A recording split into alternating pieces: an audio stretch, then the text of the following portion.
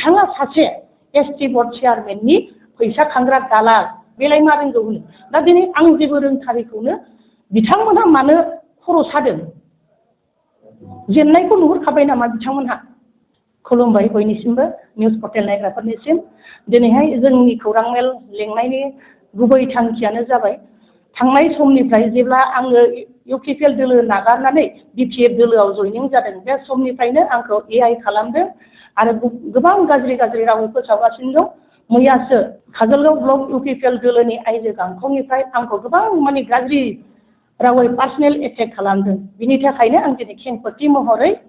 बे मेलखौ लेंनाय जादों बाथ्राया जाहैबाय आंखौ पार्सनेल एटेक खालामबाय बिथांमोनहा बावैसो सिगां आङो 22 तारिखआव इउपिपिएल दोलोखौ नागारनानै बिपिएफ दोलोआव जयनिं जादोंमोन दोलो बारस्लायनाय एबा थांनाया बयनिबो माने मोनथाय गणतन्त्र देशआव बयहाबो मोनथाय दं जे सोलायनो हायो नाथाय राजनिति हान्जाखौ गारनाय लोगो लोगोनो दालालि गाद्दारि सोरखौबा फिसाला गोदै नङा बे फिसाय गोदै खालामफैदों होननाय बाथ्राया खुब लाजिनांथाव आइजो माहारिनि थाखाय बिथांमोना आंजोंनो गुलि गुलि जायो लोङो थायो नाथाय दिनै बिथांमोना ओरैबायदि आंखौ फोसावबाय जे आङो माने बिसोरखौ रायज्लायनोनो स्कप होआ होननानै बुंबाय बिथांमोनहा दा बिथांमोनहा आंनो फोरमान नांगौ जेराव आंनि न'खर गासैबो जयैनो खौसेथिनो दंजोबो आंनि फेमिलि जाय फेमिलिया सोरजोंबा फैबा माने गावनि बिमा बिफा बायदि मोनो बेवहाय थानायाव बिथांमोनहा दानथाम दोनखोमादों होननानै बुंदों नोंथांमोनहा राजनिति खालामदों खालाम नाथाय बिदि पार्सनेल एटेक खालामनाया खोब लाजिनांथाव बिसेसकरि नन्दिनी मुसाहारि नोंथांनि बै सावख्रामलायनायनि जारिमिना आंनावबो दङ नाथाय आं नोंथांमोन बायदि नङा आं बेखौ गुवारै बेखेवना होआ राजनितियाव थादों नालाय नोंथांमोनहा राजनितिनि भाषाखौनो बुं राजनितिजोंनो आंखौ राय नाथाय बिदि पार्सनेल एटेक खालामनाया खोब लाजिथाव काजलगाव ब्लकनि गासैबो सोरनि काजलगावनिल' नङा माखासे दैदेनगिरिफोरनि जारिमिना आंनावबो दङ मानोना आङो इउपिपिएल दोलोआवनो गोबां दिन थाबोनाय दिन नङा बोसोर बेसेबांबा बोसोर आंबो मावबोनाय बेखिनिखौनो आं नोंथांमोननिसिम बुंफोरथि होनाय जादों आरो बिथाङा सासे एसटि बर्ड चेयारमेननि फैसा खांग्रा दालाल बेवहायलाय रोखा नंखाय बुंनो हाया बिथाङा आरो जुदि नोंथांमोना बिदि एआइ खालामबाय थायोब्ला आरो ससियेल मिडियाआव आंखौ गाज्रि गाज्रि फोसावबाय थायोब्ला आंबो बेबस्था लानाय जागोन आयेननि बेबस्था आंबो लागोन आं ससियेल मिडियानि गेजेरजों फोसावबाय फोथाराव ओंखारदों नोंथांमोना राजनिति खालाम जाय जेराव दं मोजाङैनो माव मानो पार्सनेलि एटाक खालामबाय थानांगौ सब समायले आं जेबो बुङाखै गलेथे आं जेनदों आंनि आखुआ गाज्रि बेथ' नङाना बेखिनिखौनो आं नोंथांमोननि ससियेल मिडियानि गेजेरजों फोसावबाय आंनि बुंनांगौआ बेनोसै